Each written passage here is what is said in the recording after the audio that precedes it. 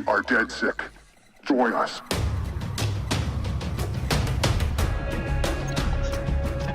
The new idea for hacking in Watch Dogs 2 is to let the player create his own solutions. We're adding a lot more depth to hacking. So you have a lot more control, a lot more flexibility in how you hack the world. So one big category of hacking in Watch Dogs 2 is the entire branch of pushing remote controls to its limit. One of the big things on Watch Dogs is hacking vehicles. I think this is a real game changer because vehicles are everywhere in the world, and if you can hack into the drive system of a car, you can pretty much drive it wherever you want.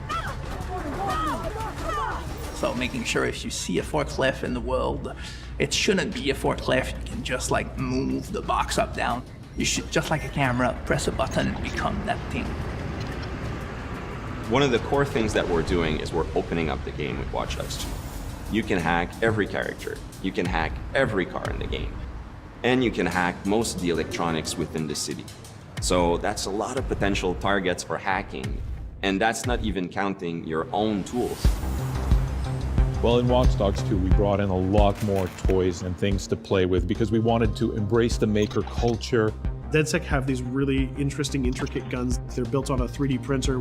Basically the cutting edge technology of 3D printing, which is actually building it with metal. It's also got this really cool taser. So if you want to play the game completely non-lethal and not actually kill anybody, you can totally do that. We're playing with a lot more crafted items and a lot more of little devices that you can use.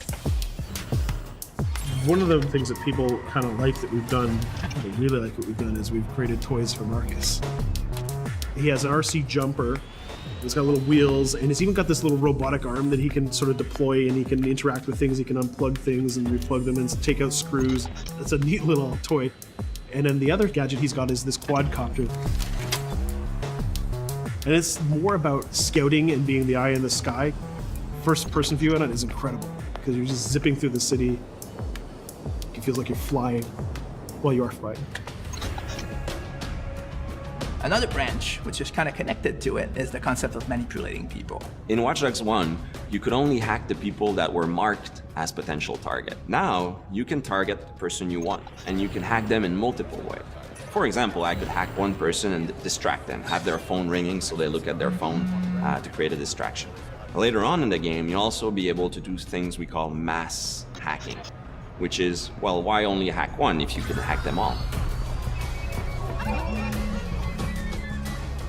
There's one thing that I really believe about Watch Dogs players is that there is no Watch Dogs player. There are many types of Watch Dogs players. You should be deciding how you want to play the game. So that means you can play a mission full gun blazing, that's the way you like to play, full stealth, or through hacking only, project yourself in computers, take control of electronics, influence people, and try to get to your goal that way. We try to really support all players' types across all different styles of play, and also allow players to combine and mash these styles and play together too. If you've been playing a certain way for a while, we want the game to kind of challenge you to try different things, but also not force you into playing the game a certain way.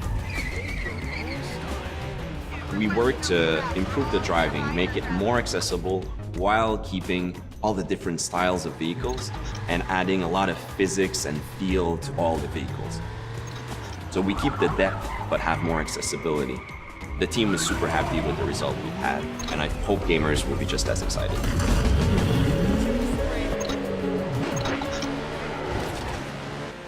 We are very excited by the potential of what we call seamless online. We start doing that in Watch Dogs 1, so we're expanding on that. We cross path with friends in the city. So you playing in single player and you're crossing path with another player who's also playing in single player. Both of you are members of DedSec, so you're friends, and you can just walk up to each other, you'll say hello, hit the button, and form a co-op team. And what we're going to be showing in the next couple of months is an example of how those things work together to create magical gameplay moments.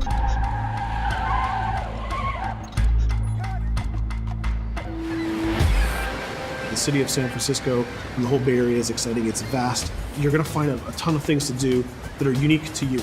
Basically build your own moments. You know, create a situation that you start laughing at and you say, wow, this happened, and you want to share it with friends. You don't want to just be like a roller coaster or a theme park ride where I go through all the same beats as everybody else. You decide what you want to be spending your time doing. That can be multiplayer, that can be focusing on stories, that can be just exploring the world. Whichever activity you do, we're going to make sure you get rewarded to get you closer to the end game. That's kind of the promise we're making to gamers.